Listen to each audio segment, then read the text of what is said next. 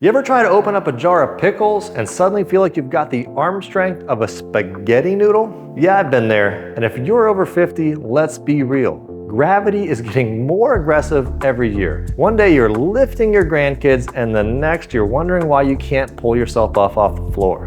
But here's the good news. You don't need to be a gym rat to keep your arms strong, toned, and actually useful. We've talked about strong legs a lot on this channel, but we've never really spent much time talking about the importance of strong arms. So here we go. I was chatting with a patient last week. She's 67 and sharp as a tack. She said to me, "Justin, I'm tired of feeling like I need a forklift just to carry my groceries in." So I asked her what she was doing for upper body strength, and she said, "Well, I walk every morning." Now look, I love a good walk, but walking is not gonna help you carry that Costco-sized rotisserie chicken. So I gave her a few simple exercises just to target the arms and the shoulders. No nonsense and no yoga pants required. Today, I'm gonna show you 4 simple exercises that you can do anywhere to build arm strength and keep those muscles working like they should. No, we're not trying to turn you into Arnold. I'll be back. We're just trying to make sure you can carry a suitcase, hold a grandkid, or open up that jar of pickles without starting a GoFundMe. You guessed it, the first exercise we'll cover today is the good old-fashioned push-up. This exercise has been around for thousands of years and for good reason. The best part about the push-up is that it can be tailored for your personal level of strength. Now, there are tons of variations of push-ups. But I don't expect you guys to be ready to do a full push-up just yet. Let's start small and work our way up. So one of the easiest ways to start off is to find a countertop. The general rule of thumb is the higher the countertop, the easier it is to do the push-up, and the lower it is, the harder it is. And that's because of gravity. So start off at the higher level, and then once you're able to do maybe 10 in a row without stopping, then it's time to start going down to a lower level of your countertop, maybe the side of your couch or chair, down to the side of your bed, and then eventually, with some hard work and consistency, you're gonna be able to do a full push-up from the floor. I'd recommend trying to work your way up to 10 of these push-ups. Once you're able to do 10, go to a second set, and once you're able to do 3 sets of 10, then it's time to make it a little bit harder.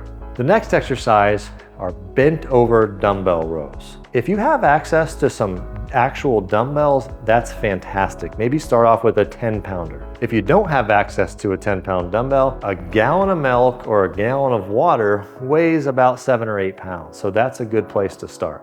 Now you want to find something to prop yourself up on. So go back to that handy countertop that you used for the last exercise and put one arm on it to make yourself nice and stable.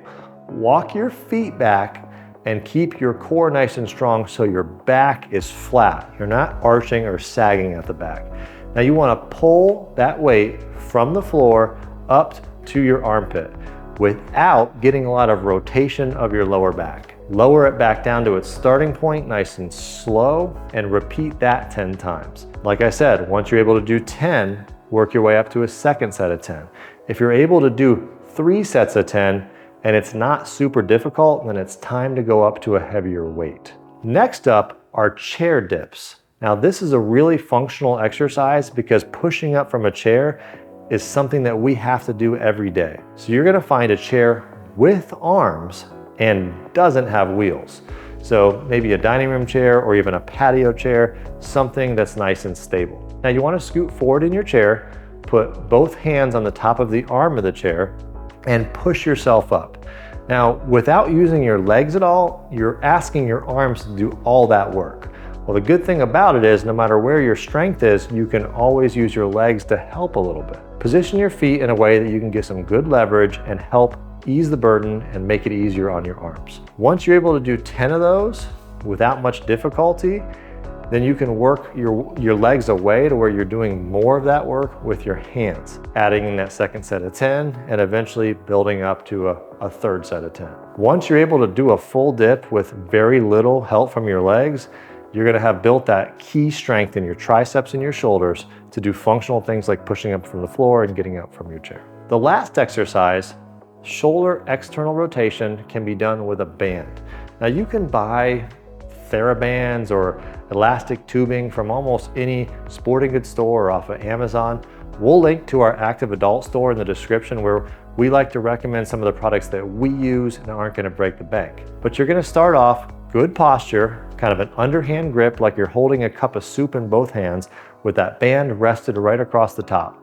Now at the same time, you wanna pull the bands apart at the same time as you pinch your shoulder blades. That co-contraction of the muscles between the shoulder blades and the muscles in your rotator cuff, that is the key. Not only is it gonna build the important postural muscles that help support your posture and add that stability to your shoulder, but it's also gonna work those neglected small muscles of the external rotators that cause so many other problems down the road. At the risk of sounding redundant here, we're gonna go with the same set of 10 reps. Once you're able to get on with 10, you wanna go to that second set of 10 and then eventually the third set of 10.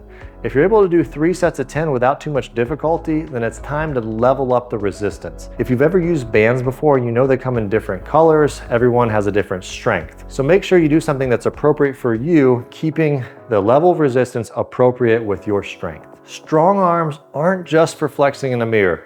They're your independence. And the best part, you don't need a gym membership, a personal trainer, or even spandex to get them back.